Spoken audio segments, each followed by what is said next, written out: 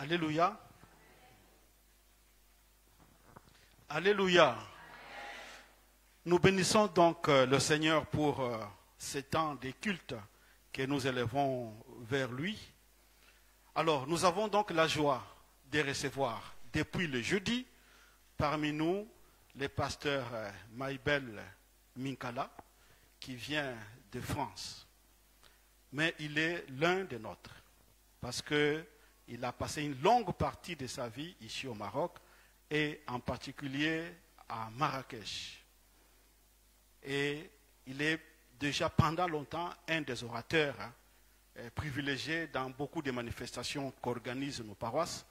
Et nous l'avons déjà invité ici, ça fait aujourd'hui, c'est la 3e fois. Donc, nous avons la joie de l'accueillir. Il est de nationalité gabonaise, marié avec notre sœur Carlise, qui est de nationalité camerounaise. Donc, les deux, ce sont les fruits vraiment de l'église évangélique au Maroc. Et parce qu'avec son épouse, ils se sont rencontrés dans l'église au Maroc, et en particulier dans les mouvements de jeunesse, la JAM, ils se sont rencontrés dans la JAM.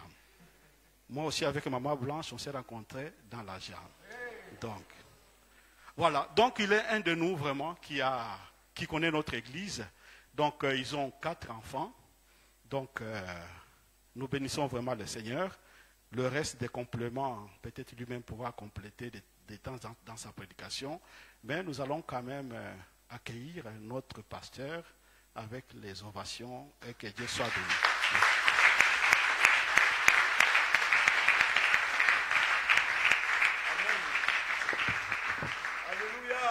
Alléluia. Tu peux te lever, tu vas te lever et comme d'habitude, faire mieux que ça. Alléluia. Est-ce que tu peux acclamer très fort pour Jésus? Est-ce que tu peux pousser des cris de triomphe et de joie? Amen. Alléluia. Amen. On va encore faire ce qu'on a fait depuis le vendredi. Dis à ton voisin, prends une photo de moi. Alléluia. Dis-lui, je suis l'adresse de Dieu ici, au Maroc, dans cette ville. Donc, prends une photo de moi. Amen. Parce que demain, là, tu ne me verras plus. Et c'est la photo, là, quand tu vas me l'envoyer, tu me dis, ah d'accord, oui, et je vais t'ouvrir. Parce que demain, je serai ministre au Gabon, ministre au Congo, ministre en Côte d'Ivoire, président de la République. Alléluia. C'est la photo qui va faire que tu rentres. Alléluia. Amen. Donc, tu peux reprendre place dans la présence de Dieu. Nous n'avons pas assez de temps. En réalité, moi, j'aime les séminaires et les conférences. Mais je n'aime pas les dimanches du culte dans le sens du rendu de la prédication, comme le temps est limité. Donc, du coup, je ne suis pas libre de faire des choses parce qu'il faut, voilà. Mais quand c'est le jeudi, le vendredi, le samedi, on est un peu libre. Donc, on n'a pas trop de temps. Il faut aller droit au but. Amen. Je bénis le Seigneur pour votre église. Je bénis le Seigneur pour les serviteurs qu'il a établis ici. Alléluia. Acclamons le Seigneur. Acclamons le Seigneur pour le patriarche Jean-Marie Kassongo. Alléluia. Pour Michelson, le serviteur de Dieu. Alléluia. Ce sont des repères. Je l'ai dit depuis le vendredi, depuis le samedi. Les anciens qui sont là, le docteur Pierre Adimi, alléluia. Ce sont des repères. L'ancienne maman Mariette, les époux des serviteurs de Dieu, maman Blanche, maman Samantha, ce sont des repères. Et tous les autres anciens que je ne cite pas ici, qui sont là pour faire de cette église aussi un havre de paix et de repos. Amen. Alléluia. Donc, on va essayer de respecter le temps et d'aller droit au but. Depuis le vendredi, nous sommes en train de voir ce séminaire, de vivre des choses extraordinaires. Le thème du séminaire, c'est sa maison, havre de paix et de repos éternel. Alors, dans la présentation qui a été faite, tout ce que je peux rajouter, c'est que voilà, avec mon épouse et plusieurs frères, nous servons le Seigneur au centre chrétien Ethnos, d'Aix-en-Provence, dans le sud de la France. C'est dans le sud, dans le département des Bouches-du-Rhône. Ça fait déjà 2 ans. Donc, on est en implantation d'église. Donc, merci de prier pour nous, parce que ce n'est pas simple. Amen. Et donc, nous voyons ce thème-là. Et le vendredi, on a vu sa maison. On a expliqué. Le samedi, on a vu ce qu'on appelle les bénéfices liés au repos. L'héritage des enfants de Dieu. Et là, il faut que tu gardes Éphésiens 1 parce qu'il y a tout dedans. Donc tu lis et tu verras. Sinon encore, tu peux suivre les vidéos. Donc ce sont des rappels. Aujourd'hui, nous allons essayer de toucher à la demeure éternelle. C'est-à-dire la nouvelle Jérusalem. Amen. Maintenant, pour cela, il y a des éléments que tu dois saisir pour bien comprendre la nouvelle Jérusalem. Il y a des éléments que tu dois saisir. Et dans ces éléments-là, donc je redis encore, s'il y a une sœur qui est là, est-ce qu'elle est là avec le micro pour lire? Comme ça va aller vite. Dans ces éléments-là, tu vas prendre 1 Corinthiens 10, 32. Ouais, je crois que c'est ça. 1 Corinthiens 10, 32. J'aime qu'on lise parce que j'ai compris que quand on lit, en fait, Dieu me montre des choses. C'est pourquoi je demande qu'on lise. 1 Corinthiens 10, 32. Amen. Amen. C'est un principe que tu dois comprendre pour comprendre le retour de Jésus et la nouvelle Jérusalem. Donc le thème d'aujourd'hui c'est dans l'attente du repos de Jésus. Non, vis le repos dans l'attente du retour de Jésus et dans la manifestation de la nouvelle Jérusalem. Pour que tu puisses comprendre le retour de Jésus et la manifestation de la nouvelle Jérusalem, il y a un principe que tu dois comprendre dans 1 Corinthiens 10, 32. Est-ce qu'on l'a? Est-ce qu'on peut lire? Est-ce que la sœur ou le frère qui a le verset peut lire? Qui a le micro? Ne soyez en scandale ni aux Grecs, ni aux Juifs, ni à l'Église de Dieu. C'est un verset comme ça, quand on le lit. Maintenant, quand vous commencez à me connaître, on va aller tout doucement.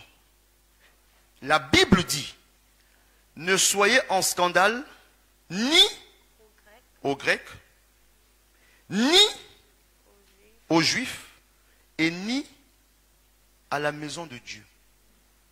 Vous avez ici ce qu'on appelle les 3 horloges du temps.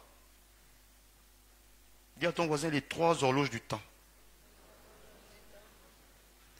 Les 3 horloges du temps d'un point de vue biblique. Ne soyez en scandale ni aux Grecs. Les Grecs, ce sont les nations. Première horloge du temps. Ni, c'est Israël. Deuxième horloge du temps. Ni l'Église. 3e horloge du temps. Voici les horloges du temps. C'est-à-dire, Dieu a mis ça comme ça pour que tu puisses voir dans quelle saison nous sommes. Il faut que tu observes Israël pour savoir dans quoi on est. Il faut que tu observes les nations pour savoir dans quoi on est. Il faut que tu observes l'Église pour savoir dans quoi on est. Et là, tu pourras mieux vivre le repos et attendre le retour de Jésus et la manifestation de la nouvelle Jérusalem. Est-ce qu'on est ensemble? Ce sont des horloges que Dieu a données comme ça. Sauf que les hommes ne voient pas. Les choses se vivent, se font devant nous. Les horloges nous montrent. Beaucoup ne lisent pas au travers de ces horloges-là. L'horloge des nations, la Bible nous dit que dans les nations, à un moment donné, il va y avoir des catastrophes naturelles dans les derniers temps. À un moment donné, beaucoup ne croiront pas. À un moment donné, il y aura beaucoup de... On le voit aujourd'hui. Beaucoup, est-ce que je veux dire impudicité ou bien? Mais tout ce qui n'est pas bon, ça sort dans les nations. On le vit aujourd'hui. Allez-y sur les réseaux sociaux. Vous voyez ce qui se... Oh, les choses sont claires. Les signes des derniers temps dans les nations. Comment les hommes refusent Dieu, ne veulent même plus entendre. Ils refusent dans les nations, ça se voit. Comment les femmes se dépravent, comment les hommes se dépravent, comment c'est dans les nations. Ça se voit, c'est là. Ce sont les signes des derniers temps. Les catastrophes naturelles, ce sont les signes des derniers temps, dans les nations. Dans l'église, la Bible dit qu'il y aura deux types d'églises. Une église qui distrait les gens, avec des serviteurs de Dieu, prophètes et apôtres, qui distraient les gens dans les derniers temps. Une église où les gens auront la démangeaison de l'évangile. Ne voudront pas. Mais ils vont suivre des faux docteurs juste pour leur dire, vous serez bénis, amen, amen. Des fausses doctrines. Dans l'église, il y a ça actuellement. Et il y a aussi une autre église qui est là, qui est restée dans la vérité. Et nous sommes dans cette église-là, amen. Il faut observer. Maintenant, il y a une autre horloge du temps qu'on appelle Israël. La Bible dit qu'avant que le Seigneur ne revienne, il fallait que certains signes soient accomplis en Israël. Et là, le Seigneur va revenir. Plusieurs signes prophétisés sur Israël ont déjà été annoncés. Israël allait aller en déportation. Israël allait revenir et être créé en État. Ça a été fait déjà. Le temple va se reconstruire, c'est déjà en train d'être fait. Est-ce que vous observez Israël? Donc ce sont des signes. Et le plus grand de tous les signes, en observant Israël, la Bible dit, il y aura une guerre. Est-ce que je parle à quelqu'un? Quand tu observes ce qui se passe dans le Moyen-Orient, c'est pas le hasard. Ce sont les horloges du temps qui sont en action. Pour que l'Église se prépare. Est-ce qu'on est ensemble? Là, je vois le visage maintenant. Est-ce que vous avez peur? Mais nous prêchons l'évangile, nous enseignons et nous disons ce que la Bible dit. Quand tu regardes les horloges, tu dois interpréter d'une autre manière. Tu ne vis pas les choses comme les autres. Tu ne commentes pas l'actualité comme les autres. Est-ce qu'on se suit? Ce sont les horloges qui sont en action.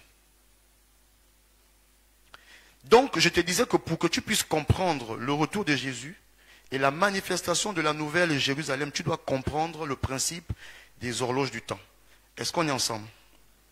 Ok. Notre lectrice va nous prendre un autre texte.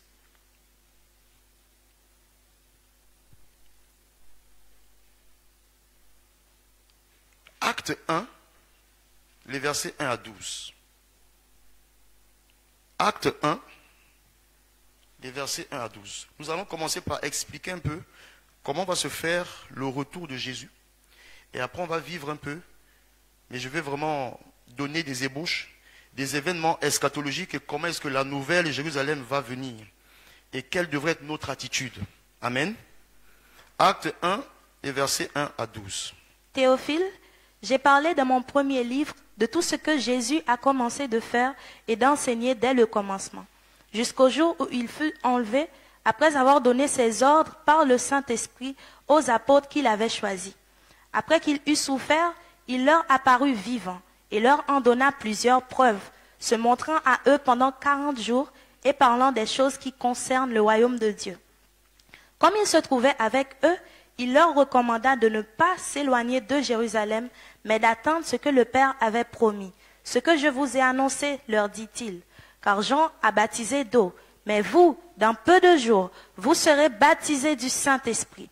Alors, les apôtres réunis lui demandèrent, « Seigneur, est-ce en ce temps que tu rétabliras le royaume d'Israël ?» Il leur répondit, « Ce n'est pas à vous de connaître les temps ou les moments que le Père a fixés de sa propre autorité.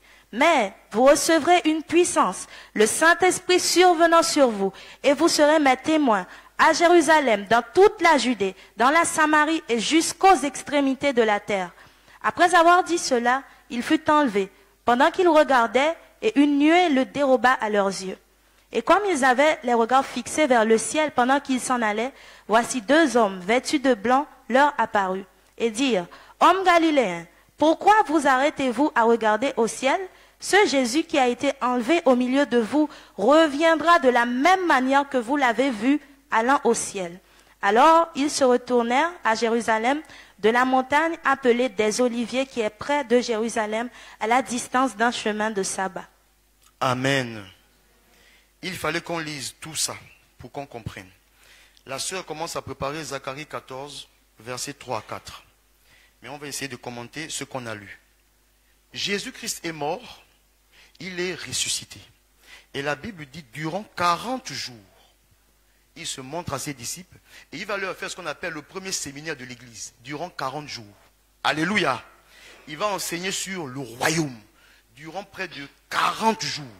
C'est ce que la Bible nous dit. Ce n'est pas écrit le premier séminaire de l'église, mais bon, on va dire la première formation où il explique le royaume aux disciples. Et la Bible dit, après cela, il a été enlevé. Le verset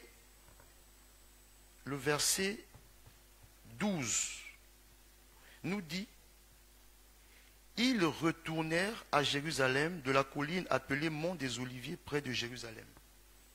Ça veut dire qu'ils étaient où avec Jésus? Sur le mont des Oliviers. Lorsque Jésus est allé dans les airs, est allé vers Dieu, vers le ciel. Ils étaient tous sur le mont des Oliviers. Alors, la Bible nous dit avant cela, au verset 11, il y a un ange, je pense bien, 2 hommes habillés en blanc sont arrivés. Ils étaient comme ça de voir Jésus. Oh, il part, il part. 2 anges arrivent et disent, les amis, ce Jésus que vous voyez là, qui s'élève là, il reviendra de la même manière. Il part d'où? Du mont des Oliviers. Il s'élève d'où? Du mont? Zacharie 14, versets 3 à 4. L'Éternel paraîtra, et il combattra ces nations, comme il combat au jour de la bataille.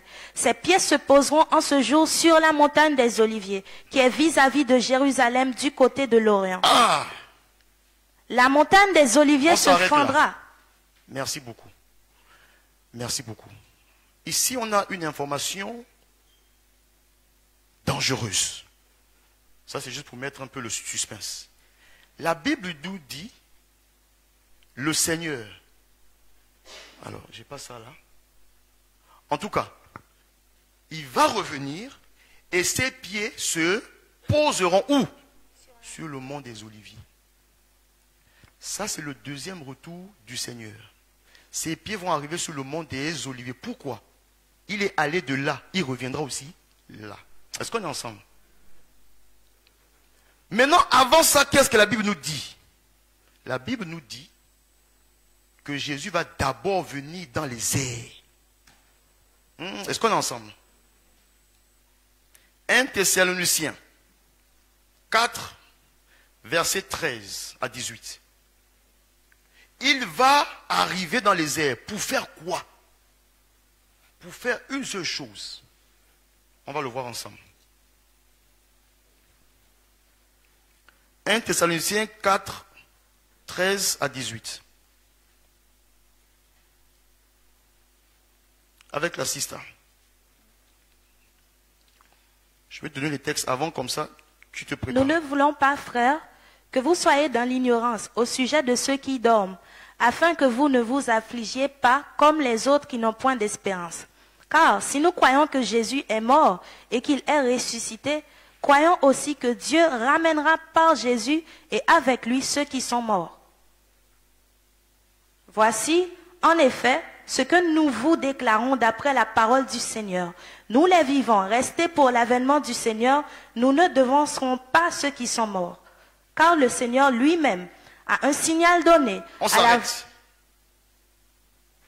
Paul écrit, il dit, frère, je ne veux pas que vous soyez ignorants de ce qui va arriver dans la fin. Le Seigneur, au son de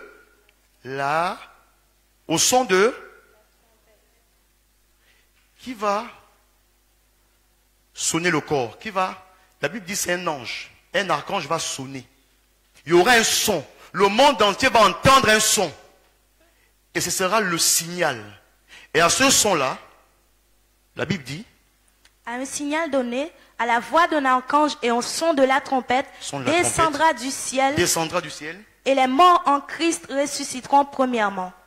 Ensuite, nous les vivants qui serons restés, nous serons tous enlevés ensemble avec eux sur des nuées, à la rencontre du Seigneur dans les airs.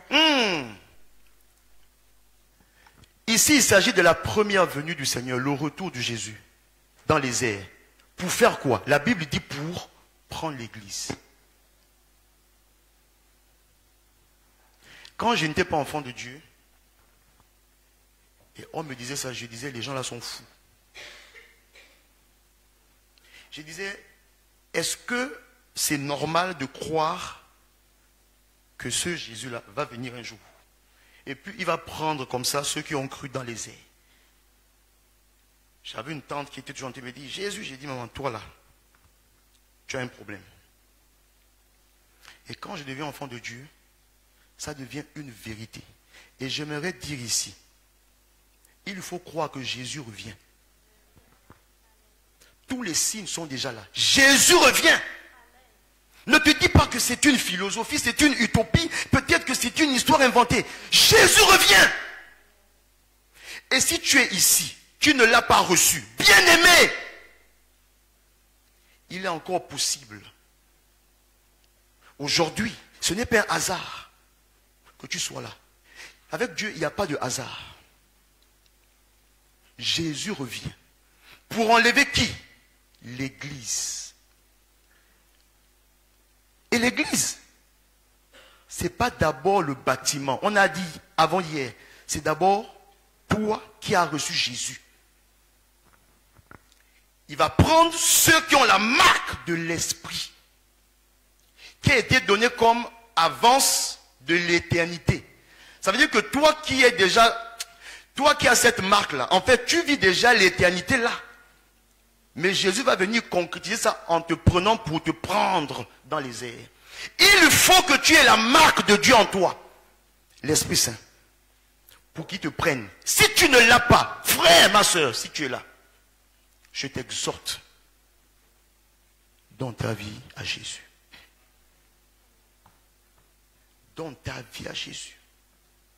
Si tu vis une vie de désordre, si tu vis une vie où tu mens, impudicité, tu couches ici et là. Bien-aimé, c'est une église de jeunes. J'ai vécu 13 ans au Maroc. Je connais les problèmes des jeunes. Souvent, on se ment dans les églises.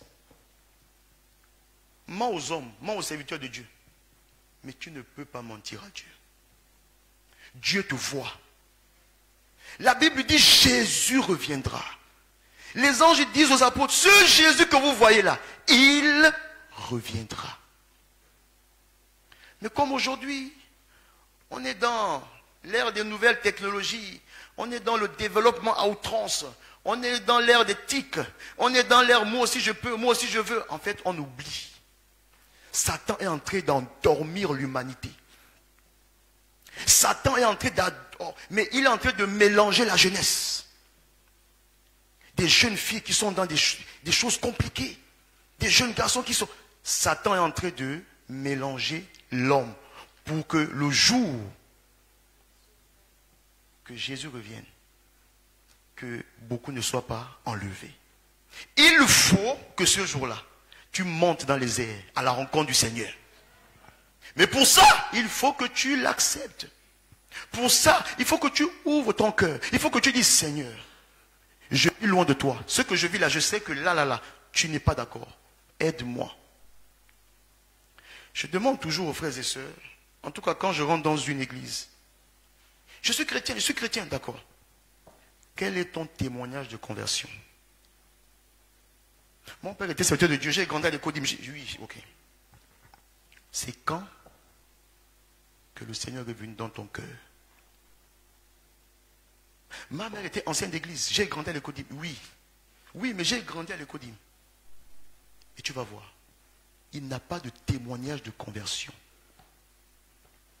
Il faut que tu puisses dire aux gens, un jour, comme moi en 2006, alors que j'étais à Gadir, je faisais mes études là-bas, avant d'arriver à Marrakech. J'étais loin de Dieu, Gabonais qui arrive au Maroc. Je me dis, je vais finir avec toutes les filles, les jeunes filles.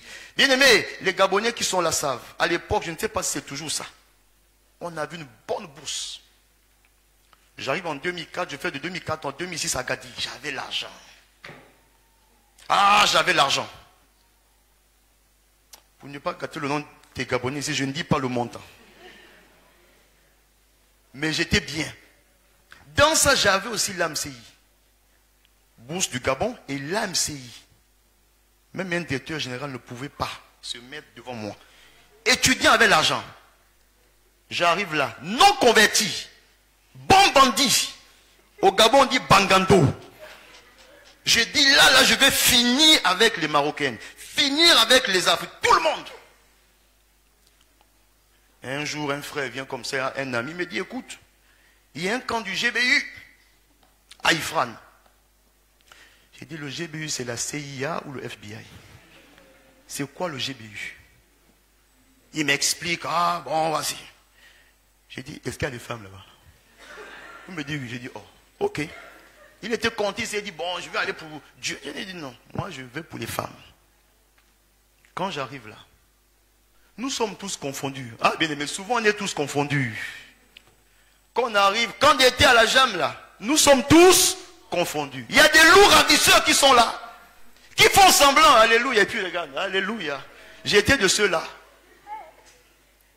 Alors qu'on croyait que lui c'est un frère. Je regardais. Parce que, il faut que vous sachiez, les gens qui sont dans le monde savent que les chrétiens dans l'église ne savent pas draguer les femmes. Donc souvent, nos soeurs là, elles sont belles, elles font maquillage. Quand elles rentrent ici, dis même à la soeur, la sister, tu es belle. Tu es bien habillée. Les soeurs auront envie de rester à l'église, havre de repos.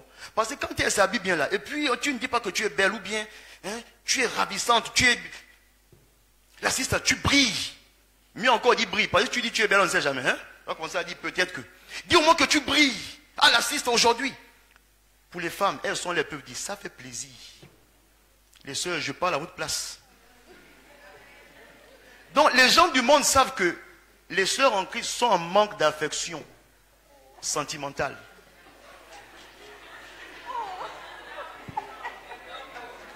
Mais que les frères de l'église sont trop spirituels. Ils ne savent pas dire les choses. Donc, je savais ça. J'ai dit, je vais dire à toutes les femmes aujourd'hui. Oh, mais tu es belle, oh, tu es belle. Je vais dire. Il y a des gens qui viennent dans les églises pour mélanger la tête des sœurs à cause de vous, les frères. Là, le soeur, on dit, Dites aux sœurs, la sister, tu es bien habillée aujourd'hui. Ah, la sister, ah non, mais toi, à chaque fois, tu... Mais dites ça dans le Seigneur. Si vous voulez que ça change, allez à la jambe.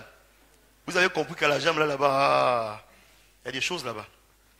Donc, j'arrive à Ifran pour draguer les femmes. Mais Dieu m'avait donné rendez-vous là-bas. À l'époque, on avait Las Newman, qui était le responsable de l'IFES, qui était venu. On avait le pasteur Fredin Zambé, qui était venu de Tunisie. Ah, ils ont libéré. Ils ont libéré. Ils prêchaient, moi je me dis, mais les gars là connaissent ma vie ou bien? Le Saint-Esprit travaille. Mes projets se sont avortés. Le Seigneur m'a attrapé. Ah, j'ai senti que j'étais loin. J'ai senti que j'étais un bangando, un bandit.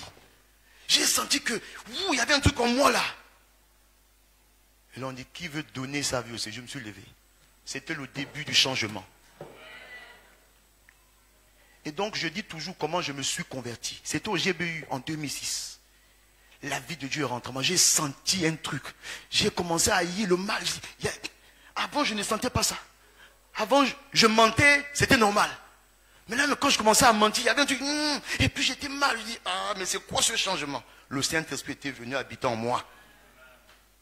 Quel est ton témoignage?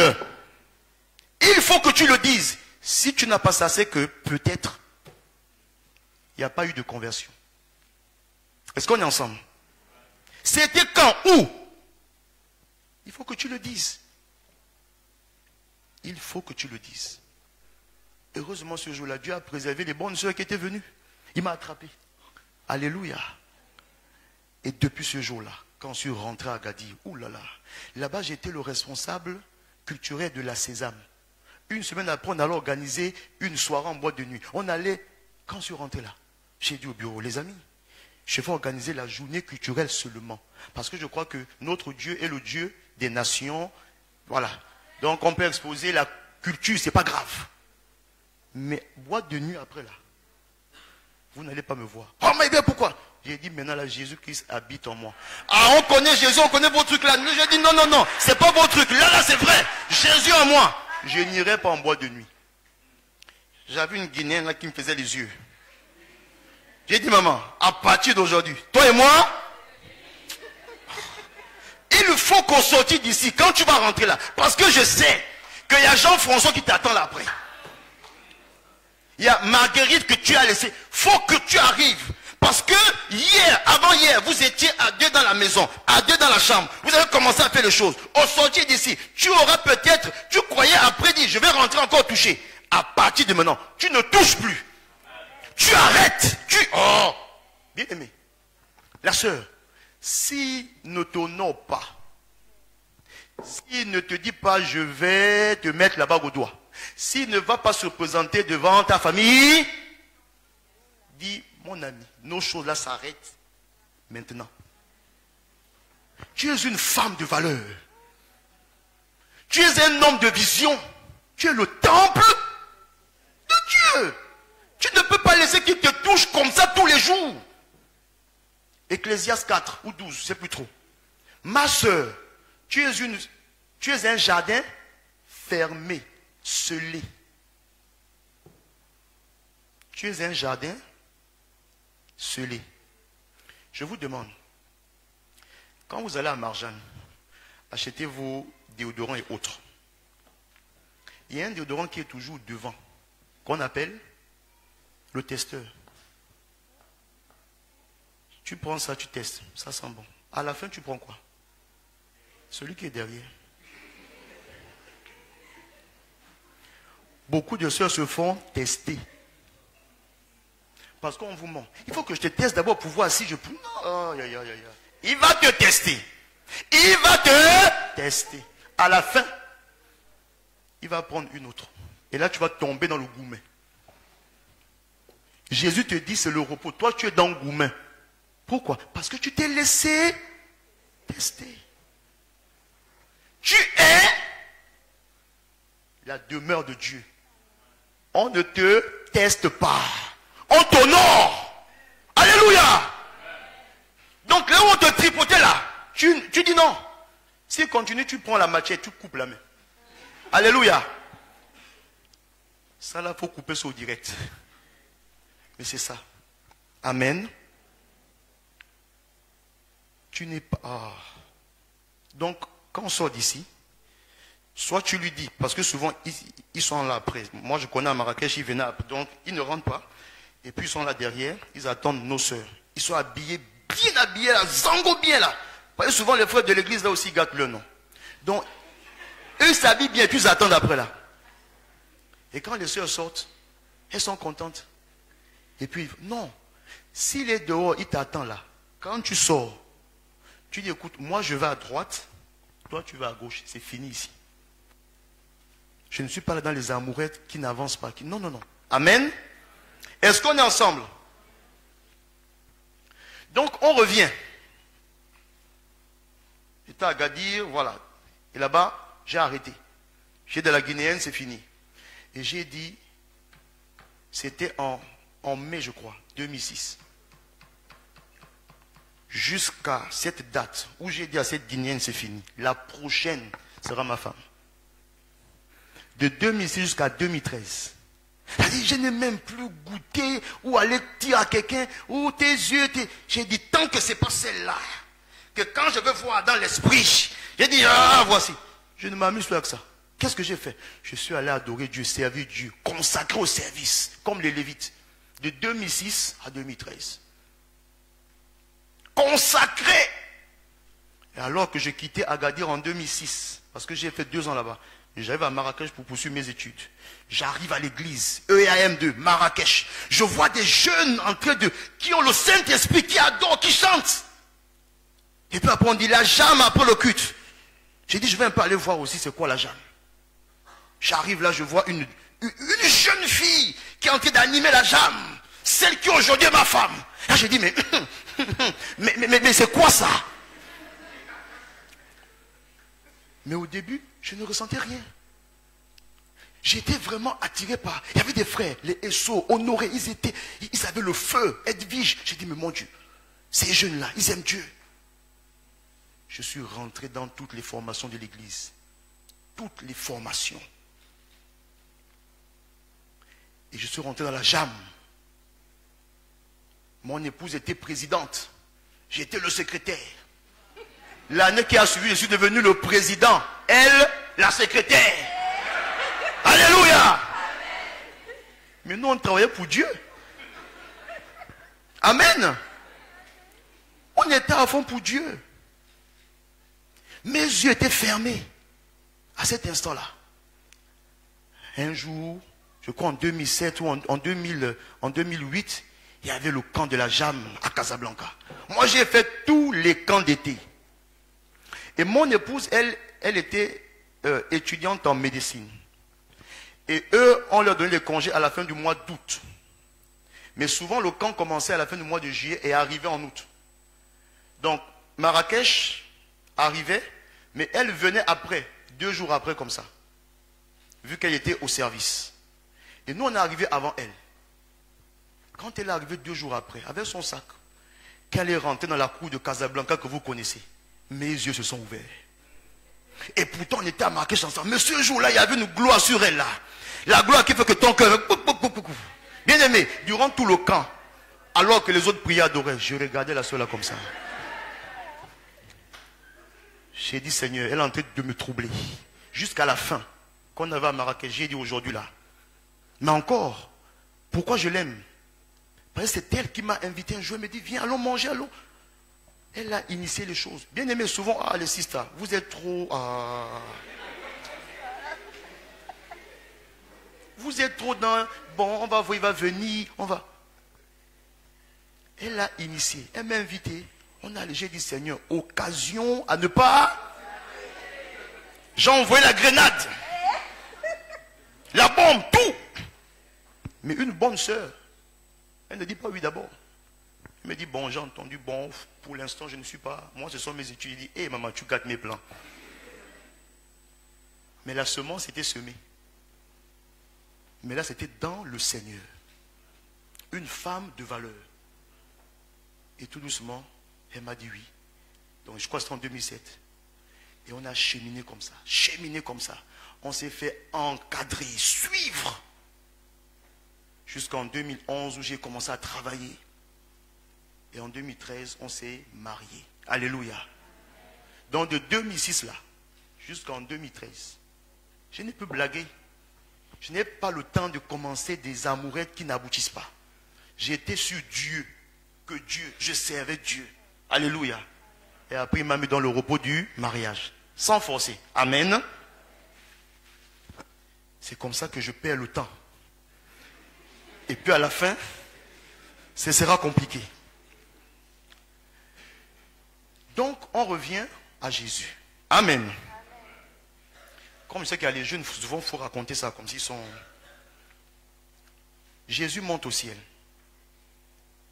Et puis la Bible nous dit, 1 Thessaloniciens 4, que Jésus va revenir prendre l'église. Et je te disais, il te faut la marque de Dieu en toi, l'Esprit Saint.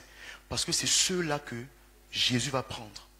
Et c'est eux qui vont aller trouver le Seigneur dans les airs. C'est la première venue de Jésus, l'enlèvement de l'église. Est-ce qu'on est ensemble? Et je t'entends te dire, il faut que tu donnes ta vie au Seigneur. Parce que ce jour-là, il y aura des pleurs. Ce jour-là, il y aura des gens, même dans les églises, qui seront assis et vont voir que d'autres disparaissent. Ce jour-là, la vérité va éclater pour savoir si tu étais avec Dieu ou pas. Et tu n'auras plus une seconde chance. Ce jour-là sera le jour des jours. Jésus revient. Et il va prendre l'église. La Bible dit dans les airs. Et donc je vais rapidement te donner, avant de toucher à la nouvelle Jérusalem, ce qu'on appelle les événements eschatologiques. Vraiment, on n'a pas le temps de vraiment développer. Mais je vous donne ça comme ça, notez, et puis, voilà, je suis convaincu que les serviteurs de Dieu ici vont aller, en tout cas, approfondir ça. Maintenant, pour aussi comprendre les événements eschatologiques, en tout cas, moi, je crois qu'il faut rester dans la Bible.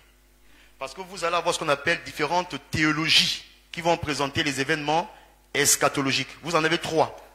Vous avez ce qu'on appelle les amillénaristes. Le A, ça veut dire non. Eux, ils refusent en disant Jésus-Christ va régner 1000 ans. Donc, ils ont enlevé le règne de Jésus. Donc, les amillénaristes, dans les événements eschatologiques. Vous avez les pré-millénaristes qui disent que Jésus va régner 1000 ans. C'est un peu la mouvance de beaucoup. Donc, moi aussi. Et vous avez ce qu'on appelle les post-millénaristes qui disent que non, ce n'est pas Jésus qui va régner, mais c'est l'Église qui va régner. Et souvent, c'est la théologie du New Age. Le Kingdom Now. L'évangile de prospérité. Est-ce qu'on est ensemble? Donc, je vais vous donner les événements dans le cadre, on va dire, de la conception pré-millénariste. Premièrement, il y aura ce qu'on appelle l'enlèvement de l'Église. C'est ce qu'on a vu. 1 Thessaloniciens 4. Lorsque l'Église est enlevée, la Bible dit, les morts en Christ vont d'abord ressusciter. Et après, tous les vivants vont rejoindre le Seigneur dans les airs. Donc, tous ceux qui sont morts en Christ vont aussi ressusciter pour aller vivre les noces de l'agneau. Alléluia! C'est pourquoi la mort n'est pas un problème. Avant, je ne comprenais pas. La mort n'est qu'un sommeil. Mais il faut que tu rentres dans ce sommeil en Christ. Parce que quand il viendra, tu vas aller en premier le retrouver. Alléluia! Donc, 1, l'enlèvement de l'Église.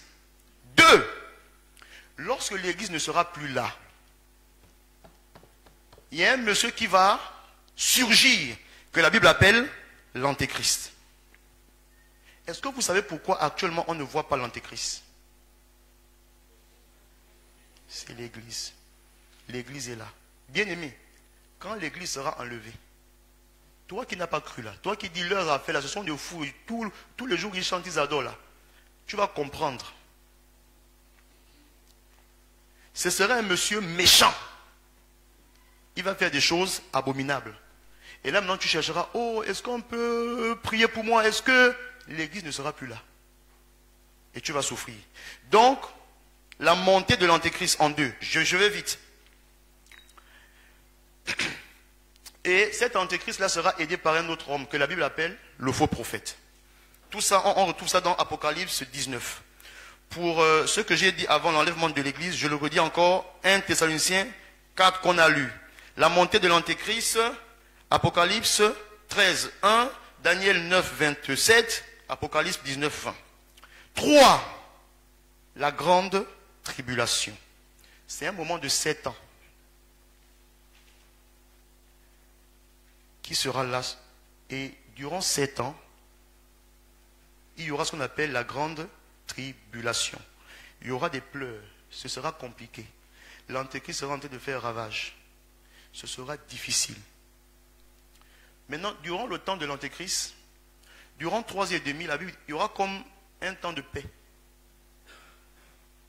Et puis après les 3 ans et demi qui suivent, ce sera la guerre, ce sera compliqué. Maintenant, comprenez bien, et ça je ne l'ai pas dit, je crois que je l'ai dit au début, avant l'enlèvement de l'Église, il y a un événement qui va marquer le début d'une grande guerre entre Israël et les nations arabes.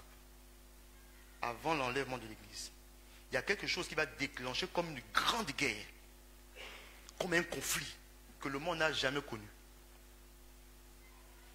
Hier, il y a un frère qui me donnait une info là, qui donnait, voilà, je ne sais pas si c'est ça. Mais, observez ce qui va se faire en Israël. Il y aura un conflit. Et puis les nations vont commencer à vouloir arranger ça. Durant le temps de la grande tribulation, ce sera un peu semblable. Les États vont commencer à se mettre pour essayer de trouver une sorte, est-ce qu'on dit accalmie? Oui. Paix. Maintenant, lisons avec notre sœur, Comme ça, au moins, on est sûr que. Daniel 9, 27. Il faut que je donne les textes avant. Daniel 9, 27. Et quelqu'un d'autre cherche déjà 1 Thessaloniciens 5, 3.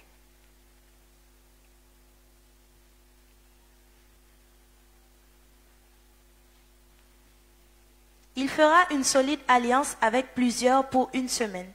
Et durant la moitié de la semaine, il fera cesser le sacrifice et l'offrande. Le dévastateur commettra les choses les plus abominables jusqu'à ce que la ruine et ce qui a été résolu fondent sur le dévastateur. Il fera une solide alliance. C'est ça? De combien de semaines? Avec plusieurs pour une semaine. Dans les temps bibliques, une semaine, c'est 7 ans. Et durant la moitié de la semaine, Et durant la moitié, donc ça veut dire 3 ans et demi. il fera cesser le sacrifice et l'offrande. Le dévastateur commettra les choses les plus abominables jusqu'à ce que la ruine et ce qui a été résolu fondent sur le dévastateur. Amen. Il fera des choses abominables. L'Église ne sera plus là.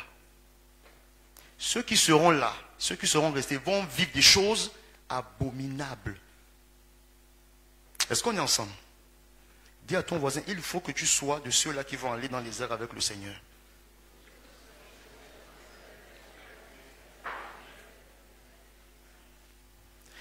Après la grande tribulation, il y a ce qu'on va voir, ce qu'on appelle la bataille de Gog et Magog.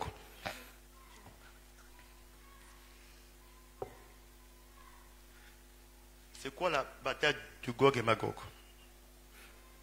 En fait, quand l'Église est enlevée, Israël est là. Parce que Israël, pour l'instant, ne croit pas. Beaucoup ne croient pas. Donc, les nations vont se mettre en coalition pour en finir avec Israël. C'est ça la bataille de Gog et Magog. Et le Seigneur va, par une intervention surnaturelle, éliminer les ennemis d'Israël. Donc, Israël, en tout cas pour les Juifs non croyants, il y a ce qu'on appelle les Juifs messianiques qui croient déjà. Eux, ils seront enlevés. Mais tous les autres Juifs qui attendent toujours le retour du Seigneur, eux, ils seront là. Est-ce qu'on est ensemble? Ok. Essayez de me rappeler le temps, parce que là, je suis maintenant entré dans le séminaire, en forme séminaire. J'ai oublié que c'est dimanche. Ok.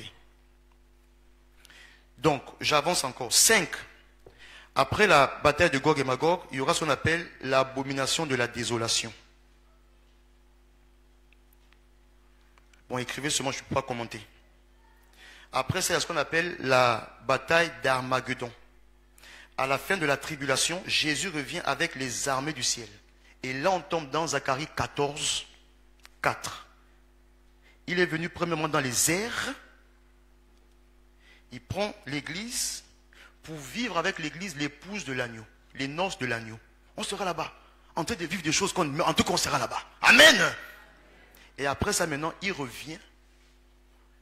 Ses pieds vont se poser sur le mont des Oliviers. Son deuxième retour. Est-ce qu'on est ensemble? Ok. Notez ces choses et Dieu voulant, il permettra que ce soit développé. Après donc la bataille d'Armageddon avec donc le retour de Jésus, Jésus quand il arrive, il va capturer l'antéchrist et le faux prophète et les jeter dans ce qu'on appelle les temps de feu. Apocalypse 19, 20. Après ça, il va arriver ce qu'on appelle le jugement des nations. Jésus est arrivé, il est là. Jésus est arrivé, il est là.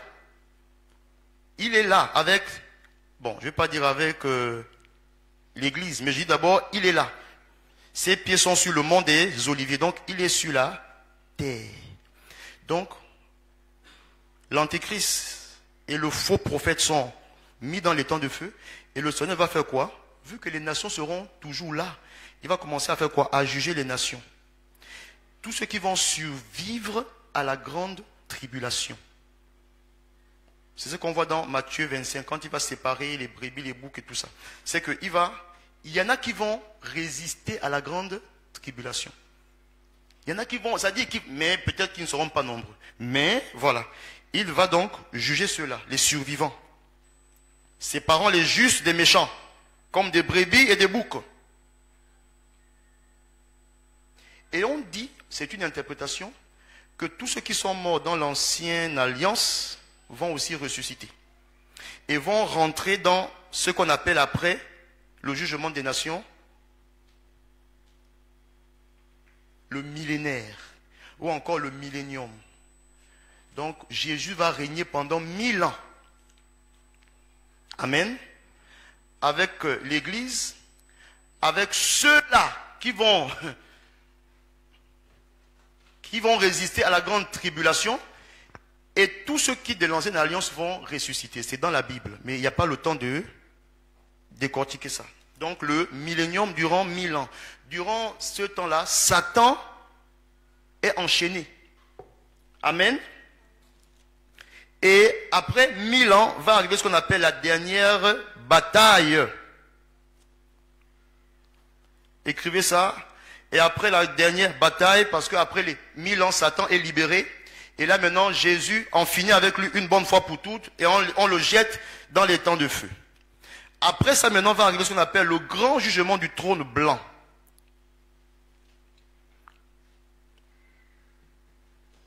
Il n'y a pas le temps de développer, mais j'ai envie de développer, mais bon. Écrivez seulement. Apocalypse 20. Ici, il s'agit de tous ceux qui sont en enfer seront ramenés. Alors, tous ceux qui sont en enfer, tous ceux qui sont... Alors, comment je vais dire ça? Tous ceux qui n'ont pas cru sont déjà dans un lieu, ça veut qu'on va dire enfer. Mais ils n'ont pas encore été jugés. Durant le grand jugement du trône blanc, ils vont officiellement être jugés. Après ça, le verdict tombe. Ils sont jugés, condamnés, envoyés dans les temps de feu.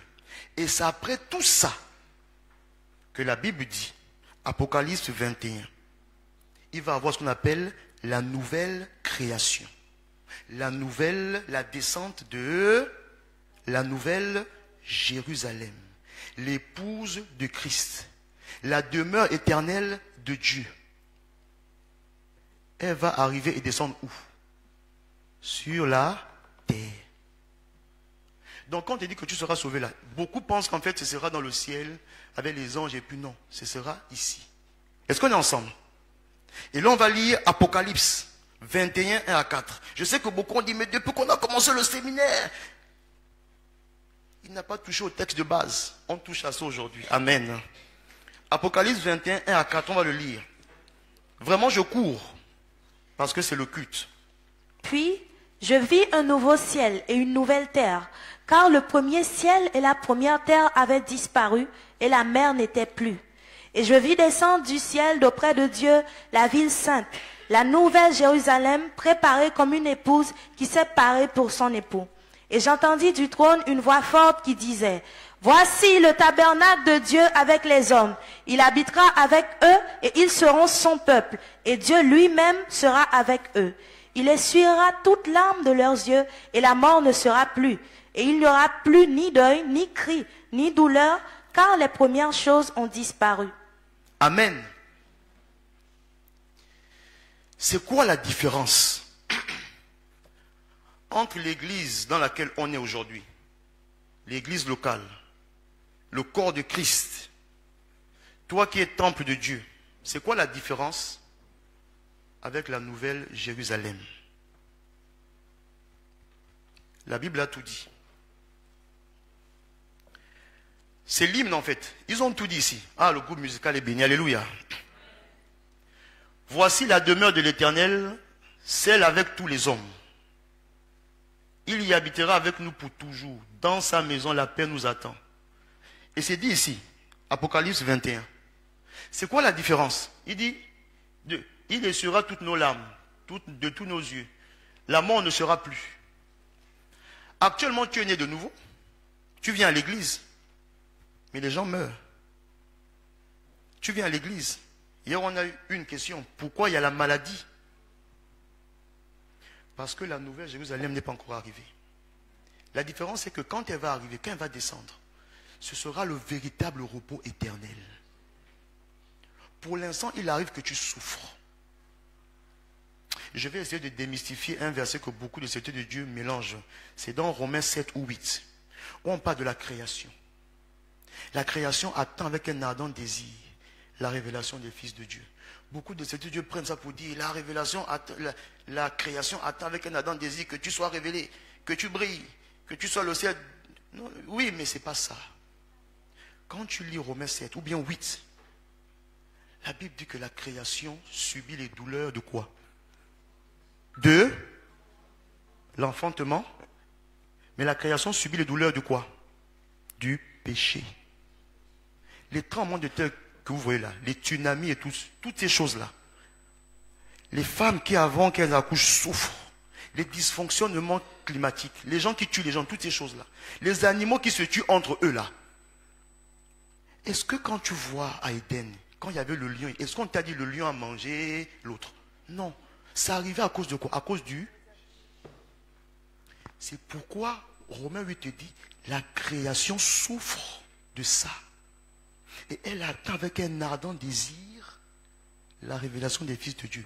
C'est quoi la révélation des fils de Dieu? Le jour où l'église sera enlevée, le jour où le Seigneur va changer les anciens cieux et tout le reste pour maintenant mettre sur pied la nouvelle Jérusalem. Là, il n'y aura plus le tremblement de terre. Là, il n'y aura plus les tueurs qui tuent les autres. Là, le lion n'aura plus envie de manger la gazelle. Est-ce qu'on est ensemble? Donc tu comprends que même en tant qu'enfant de Dieu, il pourra arriver, et c'est ça Romains 8. Même nous qui avons l'esprit, il arrive souvent qu'on lutte. Il arrive que souvent on soit dans une tension. Tant qu'on est dans ce corps, il y aura ça. Mais le jour où Jésus-Christ reviendra, et il va nous introduire dans la nouvelle Jérusalem, il n'y aura plus de larmes. Tu seras dans le véritable repos éternel. Et là, tu vas l'adorer, le chanter, le célébrer. Bien-aimé, ce n'est pas un mensonge, c'est la vérité. C'est la vérité. Et tu dois t'activer. Tu dois te concentrer pour aller là-bas. La nouvelle Jérusalem, moi je l'aime, je veux y aller. Nous avons chanté ça juste pour transpirer et danser. Maintenant, quand tu chantes ça, tu comprends. Je veux y aller. Il faut y aller là-bas. Alléluia. Donc j'aimerais te dire, peu importe ce que tu vis aujourd'hui, peu importe ce que tu traverses comme étant difficultés et problèmes, peut-être que tu n'auras pas tout ce que tu veux. Ce n'est pas grave. Dis à ton voisin, ce n'est pas grave. Mais tu peux être sûr que le Seigneur va essuyer tes larmes un jour. Et c'est ça ton espérance. Maintenant, ces trois choses demeurent.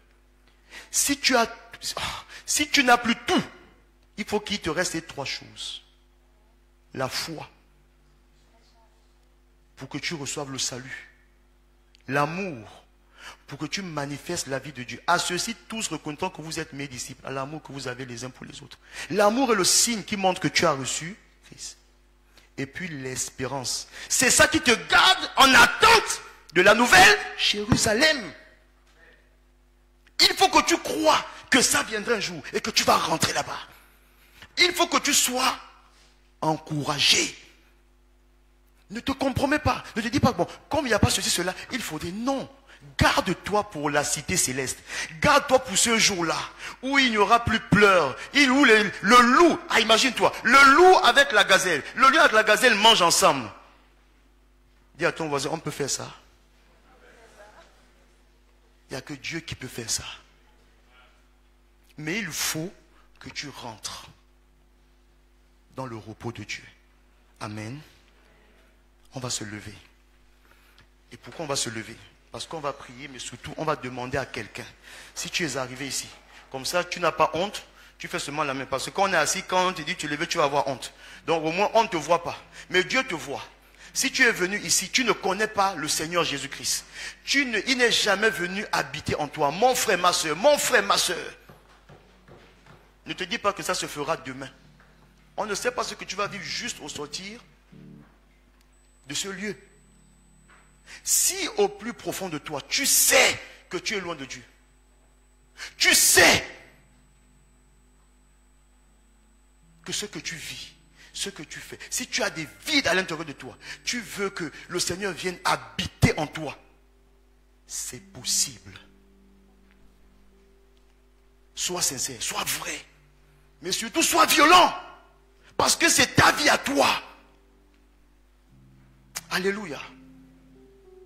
Donc nous fermons tous les yeux. Si tu es là et tu veux que Jésus-Christ, le Christos, vienne habiter en toi, tu lèves seulement la main. On ne va pas te dire de venir ici. Tu lèves seulement la main. Amen. Il est là, il te fait du bien. Il est là, il frappe. Il cogne.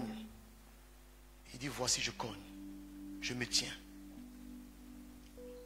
Alléluia. Merci Seigneur. L'heure est arrivée où tu ne regardes plus à ces choses, où tu te dis plus, ah, mais j'ai encore envie de voler, de mentir, de vivre dans l'impudicité. J'ai encore envie. Non, l'heure est arrivée, il faut haïr ces choses. Seigneur, merci pour tous ceux qui ont levé la main. Merci pour ce grand jour. Ce grand jour de joie et de fête.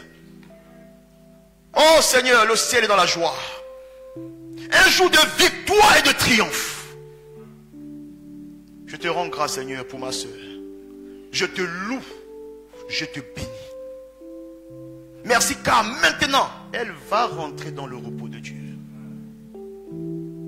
Toi qui as levé la main, tu dis après moi, Seigneur Jésus, merci. Merci pour la vie que tu m'offres en Christ. Je reconnais que j'étais loin de toi. Loin de toi. Mais aujourd'hui, je viens. Je t'accepte comme mon Seigneur et Sauveur. Je te reçois comme la vie. Tu es ma vie, Seigneur. Et aide-moi à marcher avec toi. Je te bénis, car dès maintenant, tu es en moi. Seigneur, fais-moi grandir en toi. Aide-moi à avancer. Au nom de Jésus. Amen. Est-ce que tu peux acclamer très fort pour Jésus? Alléluia. Alléluia. Alléluia. Alors, tous ceux qui ont levé les mains, s'il vous plaît, les sœurs de l'accueil sont où? Voilà. Tous ceux qui ont levé les mains, à la fin du culte, allez voir les sœurs de l'accueil, donnez vos noms, vraiment identifiez-vous. Identifiez-vous, identifiez-vous. Est-ce que vous pouvez lever les mains? Là maintenant, lever les mains, on va bien vous voir. Ils peuvent acclamer le Seigneur. Alléluia. Alléluia. Amen. Donc, les sœurs de l'accueil, venez, venez, venez. Une sœur. Parce que quand tu es derrière, tu ne vois pas. C'est mieux que tu les identifies en même temps. Comme ça, à la fin, tu les prends et tu commences à leur montrer que la maison de l'Éternel est véritablement arbre de paix et de repos. Amen. Donc, à la fin, vous tous qui avez levé les mains, suivez la sœur en bleu là. Amen. Amen. Elle va vous inscrire, prendre tout ce qu'il faut et puis après, vous serez suivis. Amen. Par des serviteurs de Dieu remarquables. Alléluia. Amen. Est-ce que tu peux acclamer le Seigneur Jésus? Amen. Soyez bénis. On va arrêter là. Que le Seigneur vous bénisse. Amen.